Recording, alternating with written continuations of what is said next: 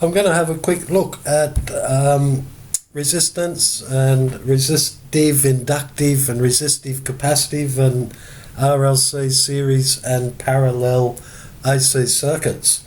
So let's start with the simple one, of course, let's see, two resistors in series on AC. So if I have resistor 1 and resistor 2 in series connected to an AC voltage source, of course we're going to have a voltage drop across each resistor, VR2 across that one, if we like, and a total supply voltage. So our DC theory basically applies there the sum of the two resistances, and also when it gets on AC. So if we look at the waveform diagram that we'd see on an oscilloscope, we'd see that VR1 would be in phase with VR2, the other one underneath there. So by phasor addition in AC circuits, it's a series circuit, so our phasor diagram shows the current as a reference, I reference, and of course direction of rotation is anti-clockwise on a phasor. And V1, if you like, and V2 would be shown by phasor addition, and the total length of the sum of those two would equal VT, the numerical addition over there of the supply voltage. So that's basically applying your series circuit analysis that you learnt in your DC principles. However, if we go to a RL circuit, a resistive inductive circuit, and let's see, RL in series on AC, of course, we've got a resistor in series with an inductor with an AC source applied. We'd have a VR voltage drop across the resistor R and a VL voltage drop across the inductor there. So if we were to put that and have a look at the waveforms in the circuit on an oscilloscope, we'd have a waveform pattern diagram of the resistor, let's say the resistor in phase for VR, and the inductor voltage would be out of phase. So let's say we draw that inductor voltage there, VL, it would be out of phase with the resistor voltage, which gives a phase shift in the circuit between the voltage and current in the circuit. So if we look at that by phasor diagram or phasor addition, we can see that being a series circuit again, we use I reference, and the resistor voltage drop would be in phase, VR, and the inductive voltage drop would be have a lagging current. We must remember the mnemonic there, civil, where you've got an inductor, the current lags the voltage in an inductor. In a capacitor, the current leads the voltage. So therefore the voltage drop across the inductor would be drawn up this way on your phasor diagram. That would represent VL if we're doing phasor addition. By your phasor addition then, from the origin up to that point becomes your supply voltage VT, that value up in there in the circuit. And we can see that little angle there, theta, would represent the power factor of the circuit. The cosine of that angle would equal the power factor of the circuit, the relationship between supply voltage and current through the circuit. This little angle in here would be the power factor of the inductor, with the lagging current in the inductor. It's quite poor compared to the overall circuit power factor there. Yeah, so that's RL in series circuit, and we'll have a quick look now at an RC series circuit if we put a capacitor in series. So RC series, and let's put a resistor in series with a capacitor. So the same principles apply. We've got a supply voltage VT, we've got a voltage drop across the resistor VR, and a capacitor voltage VC.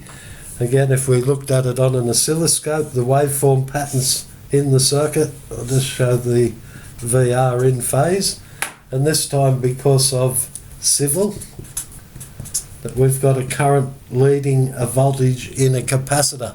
So therefore the current would be leading and coming out something like that on the oscilloscope. So we're seeing an angle there of phase shift between the two voltages, which is actually a relationship between the supply voltage and current. So because they're out of phase there, we need to do phasor addition if we're going to add up the quantities that we measured. So again, series circuit, I reference, direction of rotation of the phasor, of course, VR is the voltage drop across the resistor, and the current's leading in the capacitor.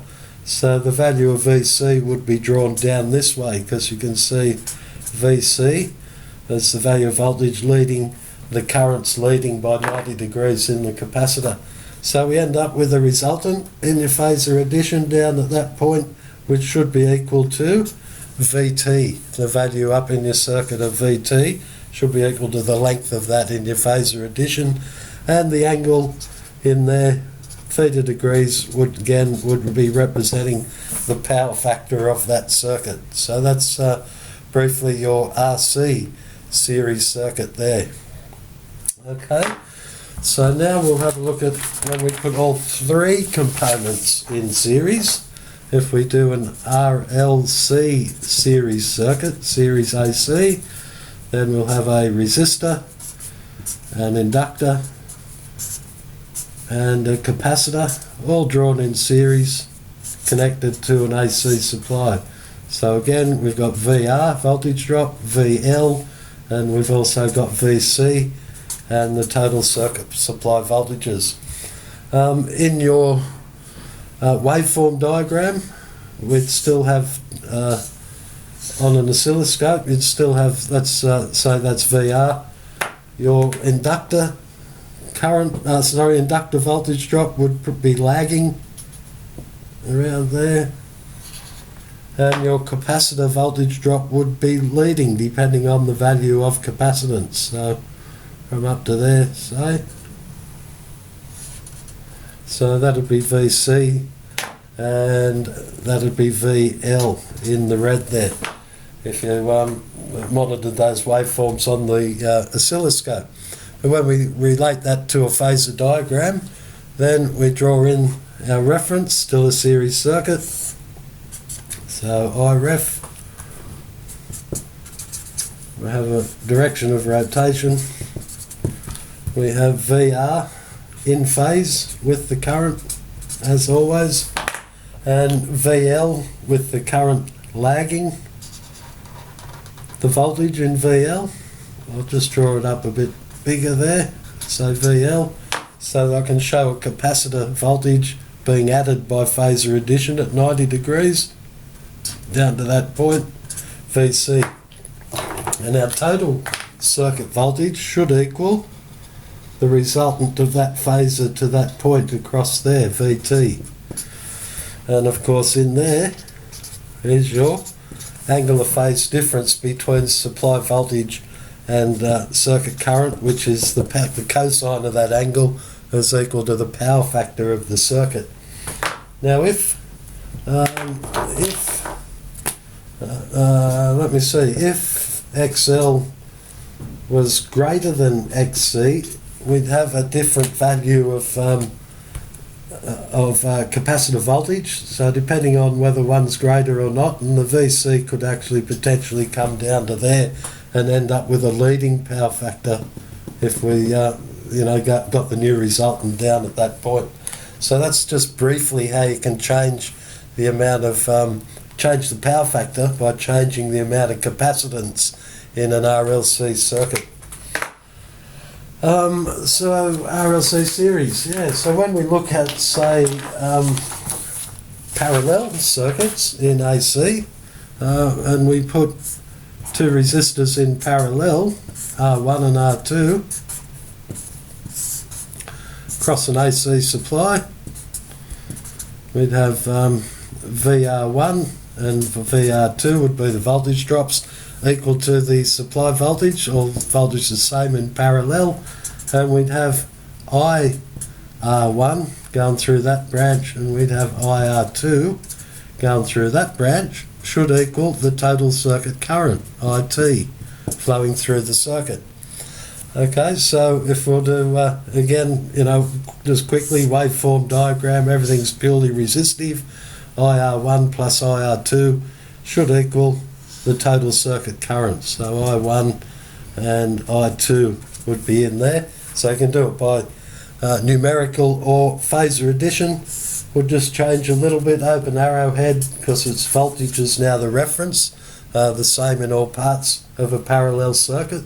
And we'd have IR1, closed arrowhead, and IR2, closed arrowhead. So the values of them on phasor would equal the sum of IT, would be the numerical sum, which proves by your phasor addition as well, just in a purely resistive AC parallel circuit.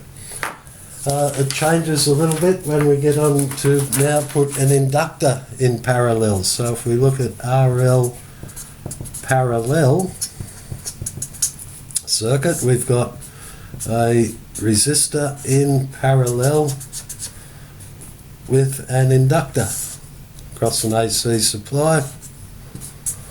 So we'd have a branch current there and a branch. So IR for the branch current and IL for the branch current there, and IT for the total circuit current.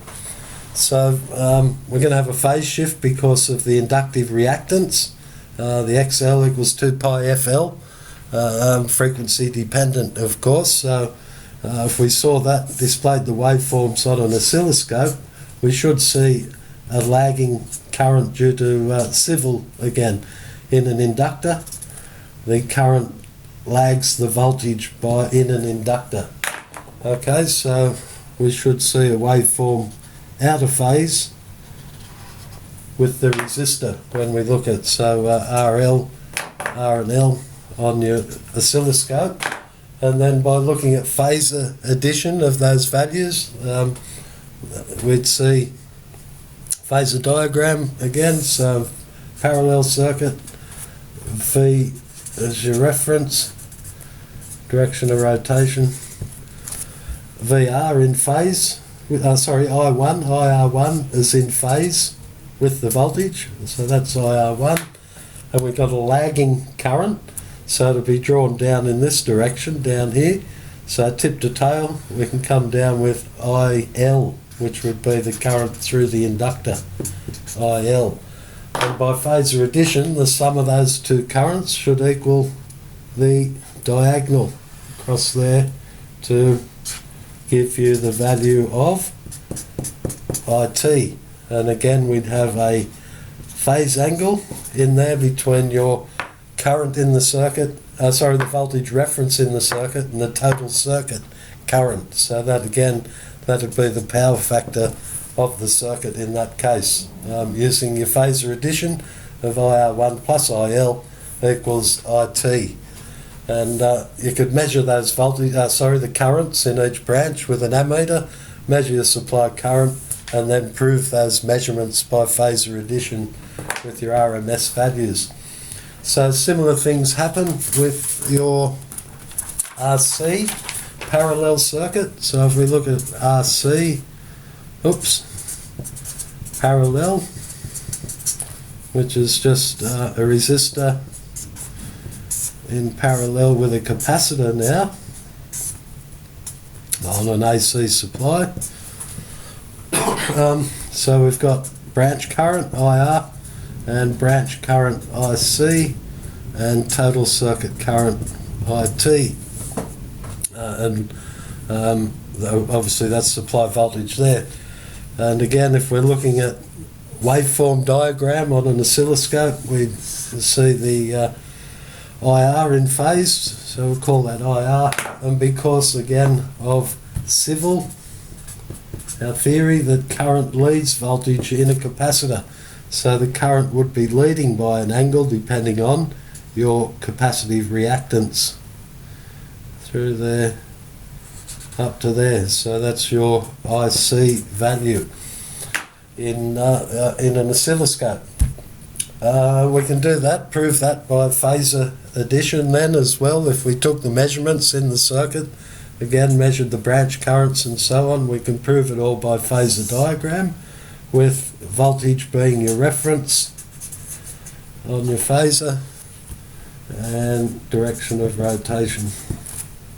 IR in phase, IR, and your current leading the voltage in a capacitor. So that'd be drawn up at that point up there, I see, purely 90 degrees in the capacitor because there's no resistance in a capacitor. So our tip to tail method, draw IC up there, and the resultant of the addition of those two phases is that across there would be your resultant, or the total circuit current in there, leading by an angle of theta degrees, again, which is your power factor. So that's your RC parallel circuit. I think that's okay. So we'll have a look now at RLC parallel. If we put all three components in parallel, RLC parallel, we'll have a resistor, an inductor, and a capacitor, all in parallel, again across an AC supply. So now we've got three branch currents. We've got IR, we've got IL, that's an L, and IC. And so by phasor addition, IT should equal IR plus IL plus IC by phasor addition, when you see that little line across there. Again, if we're looking at waveform diagram in a parallel RLC circuit, AC circuit, the angle of lag or lead will depend on the value of capacitive or inductive reactance, or the value of inductance or capacitance. So you could have either a leading or a lagging power factor, again depending on if XL is greater than XC, or if XC, your capacitive reactance, is greater than inductive reactance, will affect the angle of lead or lag between the total circuit current and the voltage. So if I look at that briefly on a phasor diagram, I think I can fit it on there. So now I'll grab a new page. So we've got RLC parallel. We'd be looking at parallel circuit. So V voltage is your reference. You've got a direction of rotation of your phasor. You've got an in-phase value of current for the resistor. Call that IR. We've got an angle of lag for the inductor. So current again, civil. So current lagging in the inductor by an angle of theta degrees. So we'll call that IL. And a capacitor current, which would be a pure 90, let's say coming up at, depending on the value of capacitance, again, well, whether the inductive reactance is bigger than capacitive reactance or vice versa. So that's your value of IC current, and you end up with a resultant of your phasor coming back from your origin across to that point there. So that red there should equal IT, your total circuit current. And in there is your angle of lead or lag. So the cosine of that angle is equal to the power factor of the circuit. I could introduce at that point, this gets a bit messy, but just from that point where the two phases come together, I'll just do it in purple, comes up out all right. So that value across here down to there, all in there, becomes what's known as the impedance triangle. So the hypotenuse represents Z, the adjacent represents the resistance, and the opposite represents the reactance in the circuit. So if the different values, whether XL is greater than XC, or whether XC, capacitive reactance, is greater than your inductive reactance, will depend on whether that angle in there is of lead or lag. So I might leave it at that for you to decipher.